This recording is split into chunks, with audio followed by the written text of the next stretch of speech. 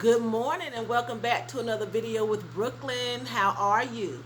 So I am on here this morning and I want to come on and talk about 5 tips that women should not allow men to do in the beginning stages of your relationship. And some of these may apply to women who are already in relationships, okay? I'm going to jump right on into it because I have to go to work this morning. As you all know, I say that all the time. I have to go to work this morning, so I'm going to jump right on into it. But before I get started, I want to offer you the opportunity to join my family. It's small, but we love each other. So please do not forget to rate, share, and subscribe. And I want to show you my shoes I had made. They are feathers. They are a little slide that the girls are wearing this summer, and I had mine made. The wind is blowing from my fan, y'all. But these are just some little feather shoes, some little slides. They look wild, but they are cute. They're a fun little slide. Okay? And the wind is just like taking them away. But they are really cute. They're cute. Of course, I'm always over the top. I'm very eccentric. Okay? So, these are some tips. I've talked to some girls who are going through these things, and they have asked me for my opinion in some of these things. So I'm going to give 5 tips that you should never allow a man to do when you are contemplating getting into a relationship with this gentleman. Okay? Number 1, verbal abuse. Never allow a man that's courting you and trying to get with you and trying to get to know you to verbally abuse you. If he's starting out with calling you names when he gets angry, the B word, slut, whore, whatever, do not tolerate it. Do not put up with it, because the longer you put up with it, the worse it's going to get.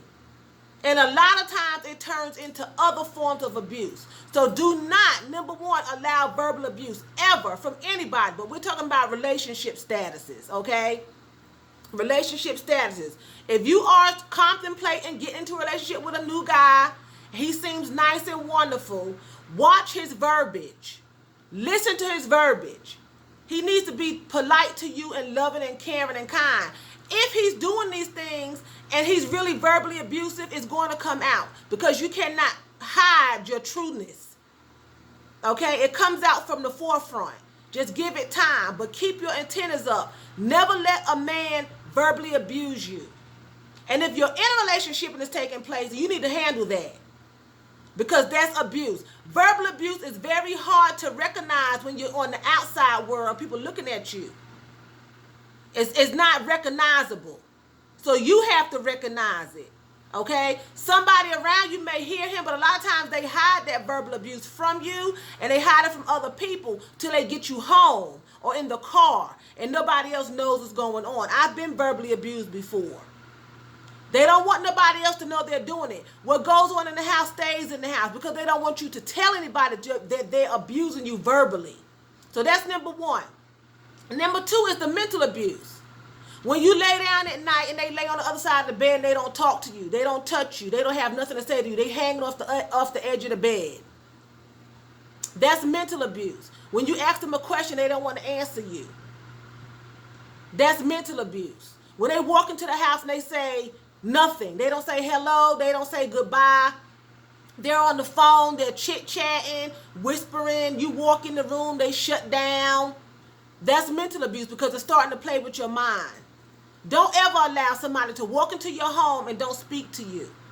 If it's your home, you can put them out.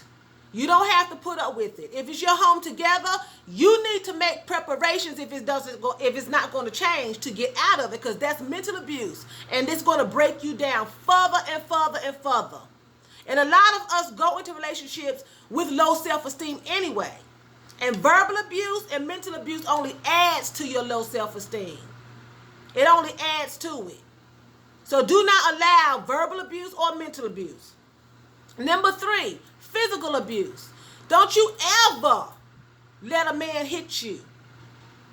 He may sneak that one hit in the first time, but that second, third time, you allowed it, because you don't have to put up with nobody hitting you. Okay? I've never been physically abused by a man, but I have been verbally abused and mentally abused, and I didn't recognize it, because a lot of times you just focus on physical abuse. You think the physical abuse is the worst, but verbal and mental is worse, because you can't see it. Nobody can see it. When you're being physically verbally abused, you can get some help. Somebody may see the black eye or the busted lip. You know, the fingerprints around your neck. You know, the bruises on your arms. And you may can get help easier that way versus the verbal and the mental abuse. You know, so a lot of times I didn't know I was being abused. I had no idea that I was being abused. Do not allow physical abuse. That's unacceptable.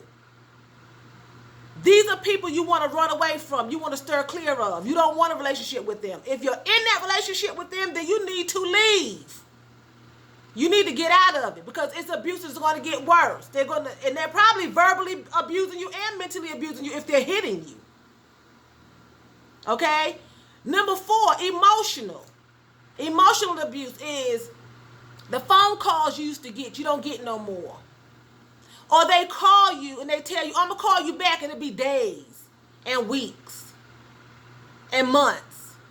And then they call you just to keep you on the hook, just to keep you standing by because they know that you are the one that they can depend on. You're the dependable girlfriend. So I can call her anytime I want to and I just keep her hanging on. That's emotional abuse because you don't want to be with nobody else because you know that John, Harry, Larry, and Boo Man gonna call me in about 6 months. So I'm not single. That's emotional abuse.